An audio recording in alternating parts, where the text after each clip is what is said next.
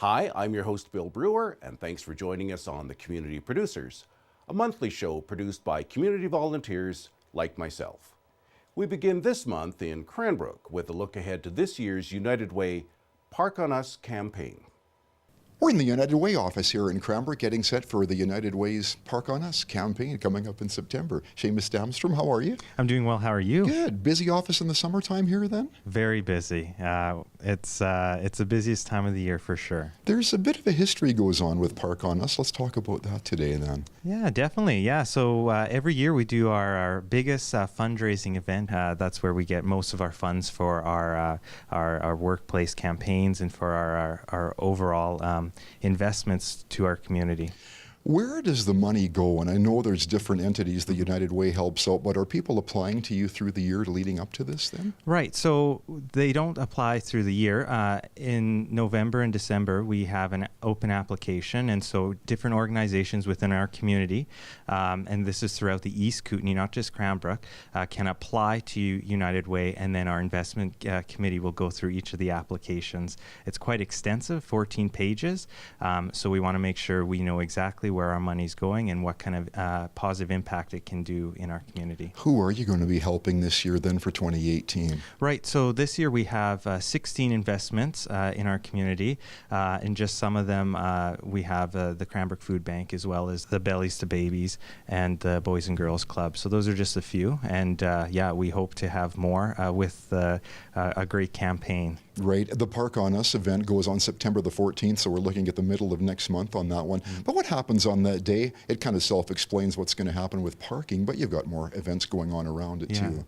Definitely, yeah. So on the Park on Us Day, it's gracious to our city of Cranbrook, and they donate the parking meters for our use, and so we provide an opportunity for local businesses and organizations to purchase signs that will go on the parking meters. And so these will then be able for businesses to promote their business as well as donate to United Way. And usually what happens on that day is we have pizza, we have different sort of events down Baker Street, free parking for the day between 7 and 5 on September 14th, so people can come down, shop. There may be some different sort of businesses that may be having some discounts or different sort of sales on that day, so it's very busy down at the downtown core. It would seem that every year when you take on a new creative way to fundraise, these events evolve a little bit. How has it come about over the years that you've been watching over it then? Right. So I have been here now for 3 years. And so when I first started, I had a gracious volunteer named Fred who had been volunteering for many years at this. And so he was a nice little mentor for me to get going.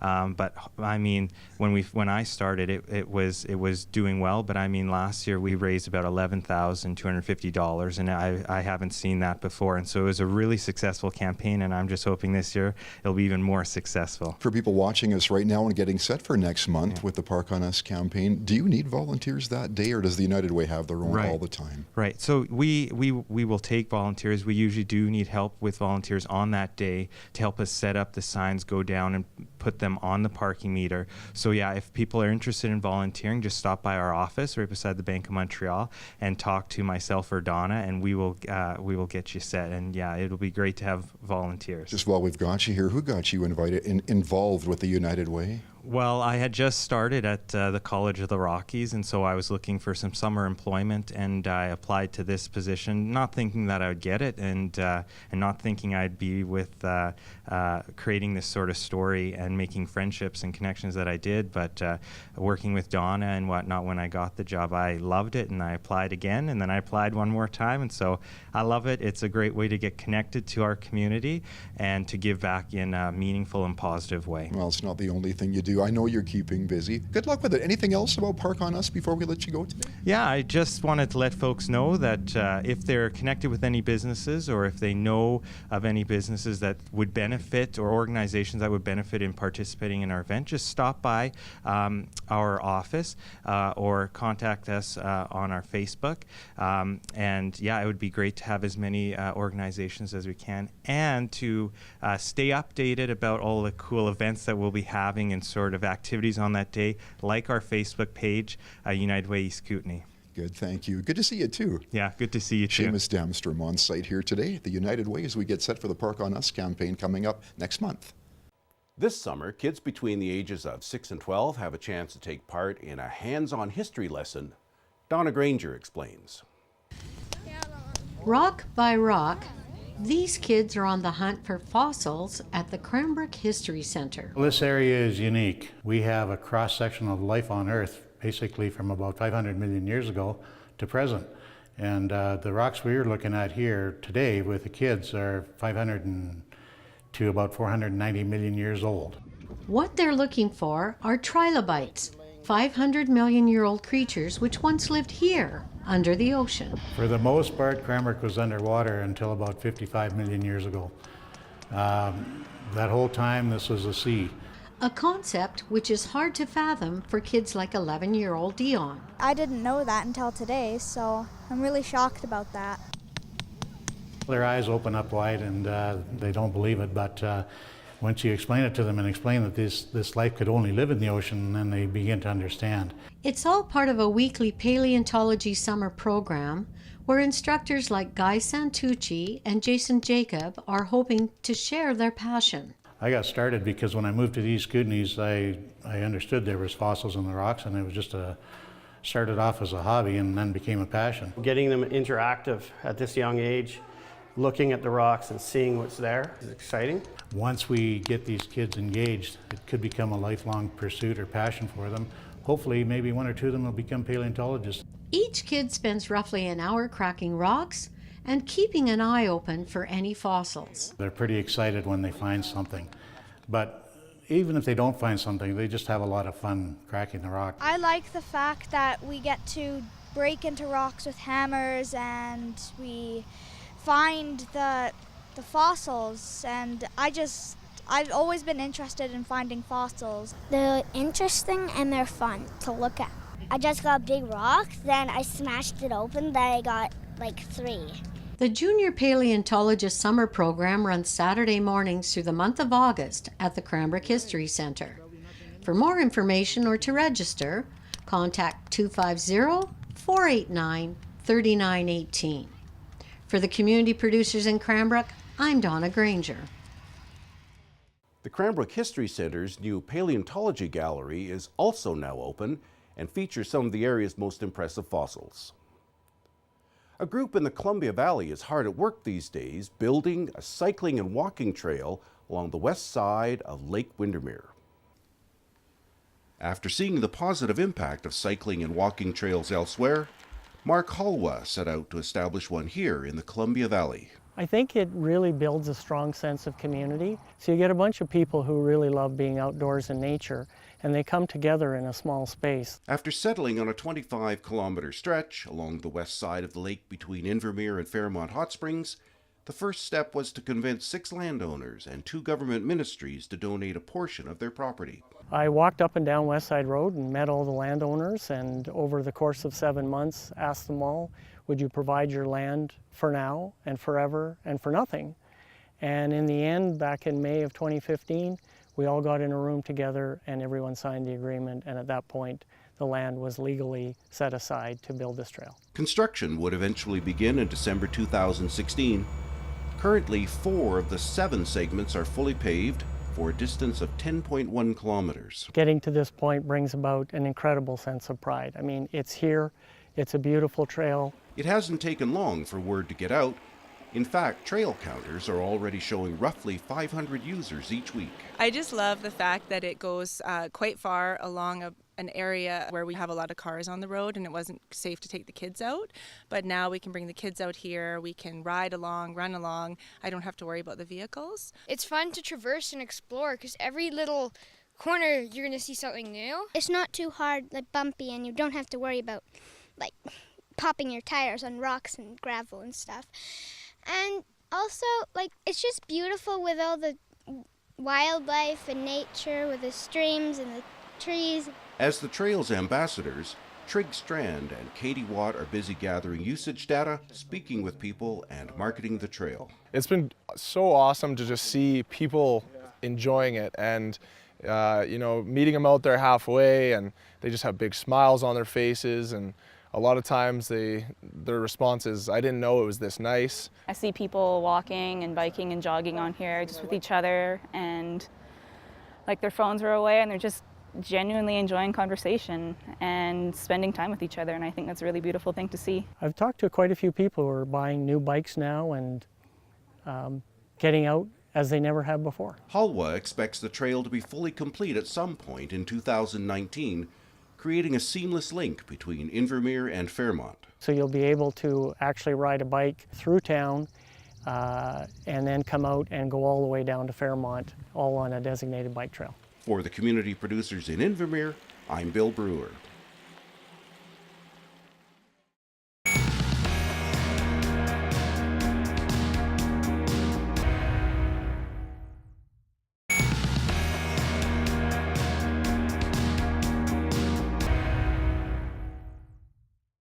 Up next, junior reporter Jada Haywood visits Sunshine Waterpark at Lake Koocanusa.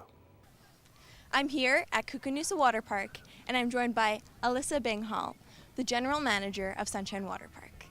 First of all, Alyssa, how much fun is it to work at a water park? It's so much fun. I mean, everyone comes out here, they just have a blast in the water. It's a beautiful area. What kind of maintenance goes into a big park like this? Quite a bit, actually. We just developed all the water park boardwalk around it so that everyone has somewhere to sit, a few more shade structures, and it's basically a floating beach. Nice, yeah. What's the best and most popular attraction in the park? Oh my goodness, they're all so good. I would say the big slide, yeah, and then also the Thunderdome and the blip, making people fly in the water. What new attractions were added to the course this year? The Thunderdome is the newest, and we're also going to be getting some monkey bars added very soon. Nice. Awesome. Would you like to try it out? Yeah, I'd love to. Let's go.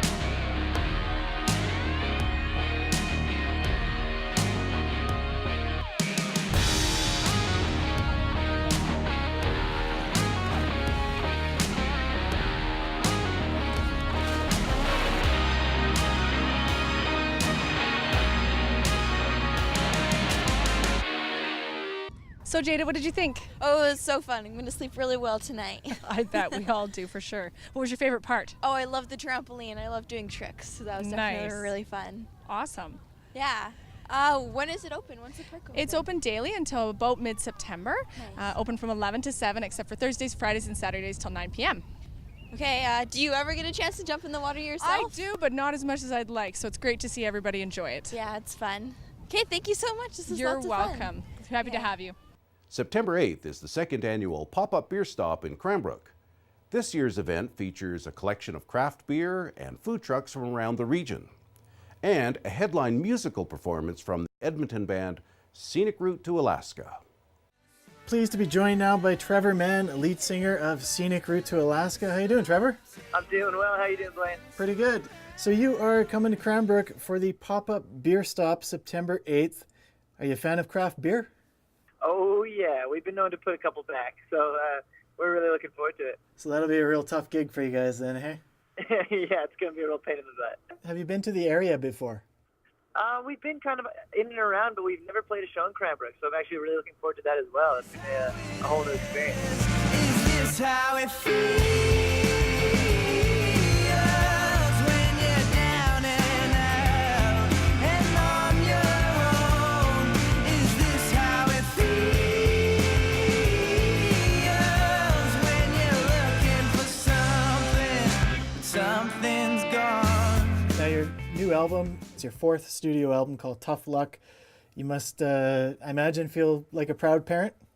I do. It's pretty wild to think that in the last, well, I guess we've been playing for about 8 years now, but it's only really been the last like 3 years that we've been able to focus on it full time. So for us to put out that record and to be hitting the ground as much as we can in support of it, we feel like very protective parents, but at the same time we kind of like to let it go and then start working on another one. But tough luck on the road, another month when I'm home, all caught up. Everybody's telling me to stop, take a breath and slow down. Everybody's telling me to stop, take a breath and slow down. I know you've been asked before about staying in Edmonton and how long can you stay in Edmonton. What does it mean to you to be able to stay there? I think to us, we've exhausted the thought and the idea of moving to, a place that has a bit more of a bigger jumping off point like Toronto or Montreal or even Vancouver. But whenever we think about it, and it all boils back down to it, it's just Edmonton is home for us, and it's where we feel comfortable, and I think it's where we feel inspired and where we've kind of set our roots, not only as our family and friends and where we feel comfortable, but also we're afforded so much grant funding in Alberta. There's so many opportunities to have the government help subsidize the tours and the trips that we do and the recordings that we make. So that's been actually quite a huge factor as well. And last year, I think we were gone for the better part of 7 months out of the year. So it also just boiled down to it seems like nowhere is really going to be home. So what are we going to call a headquarters? And it might as well be Edmonton at that point. And I know Edmonton has a great arts community, and they also love to support their own. Oh, absolutely. That's the other thing too. We wouldn't be anywhere that we are today if it wasn't for just like the absolutely unselfish, nurturing, and supportive environment that Edmonton has provided. So we're so grateful for that. Before we let you go here, for those who haven't yet had a chance to see your band live, what can they expect? Well, it's kind of just like we try to bring a bit of a brotherhood up on stage there with us. We've all been playing music together since we're about 12 years old, so I feel like we communicate better musically and with our instruments than we actually do, verbally trying to talk to each other. And I think we try to share that with an audience and really let them feel comfortable and like they're in good hands, but also at the end of the day, like they're kind of just in our basement jamming along with us. And we definitely love to give it our all every time we get on stage. We try to leave there tired and sweaty. So it's, I'm excited for people to see it for the first time and for us to make some new friends out there in Cranbrook. Awesome. Well, Trevor, thanks so much for joining us. We look forward to seeing you September 8th at Pop-Up Beer Stop. Yeah, I can't wait. I'm going to try each and every one of those beers. Right on.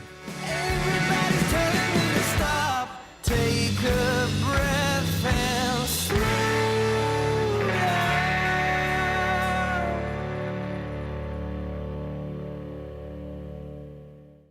Finally, if you're looking to learn about gardening, give back to your community, or just harvest a little local produce, the Cranbrook Public Produce Garden might be just what you're looking for. Since 2015, weekly visits to this public garden have become one of Valerie Sawyer's most cherished activities. The minute I come in the door, I feel my shoulders drop and I'm just relaxed instantly. I pick a few of these leaves and a few of those leaves, and I'm going to pick some cherries today. But sometimes I just, quite frankly, pick a sprig or two of the oregano and sit in the shelter on the benches and just think about life in general, or nothing at all. Sawyer enjoys the range of food available throughout the season, as well as the social atmosphere which is developed within the garden's gates. The variety of things that are available every time you come down, it changes.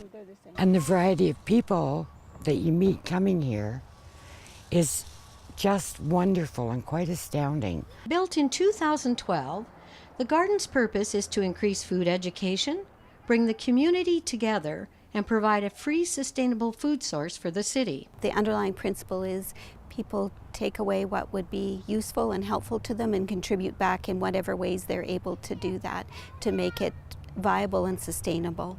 It helps them to learn how to take care of the earth and to give back. And I think the world needs to know you don't just take, you give. For Susan Ostang, the garden has provided her an opportunity to share a lifelong passion. I love gardening myself. I love planting vegetables and flowers and stuff. But it was also the idea of having the garden open to the public and bringing people in here and teaching them how to garden. It's been at times an eye-opening experience for Ostang. Some people have come in here and they've never ever seen a plant. They don't, you know, so I have to explain to them, like, this is a tomato. And because they've only seen it in a grocery store, they don't understand that it actually comes from a seed. For others, like Melody Hull, the garden represents a chance to get back to her roots. And as a kid, gosh, my mom gardened and we ate canned food and canned berries, and I came down here today just to learn about gardening myself because I've decided to become a gardener. Whether you're a beginner or a lifelong gardener, the gates to this garden are always open. Just come in and even just sit down and have a look or walk around, see what there is to offer, and ask any questions you have. For the community producers in Cranbrook, I'm Donna Granger. That's all the time we have here on this episode of The Community Producers. I'm Bill Brewer. Thanks for watching.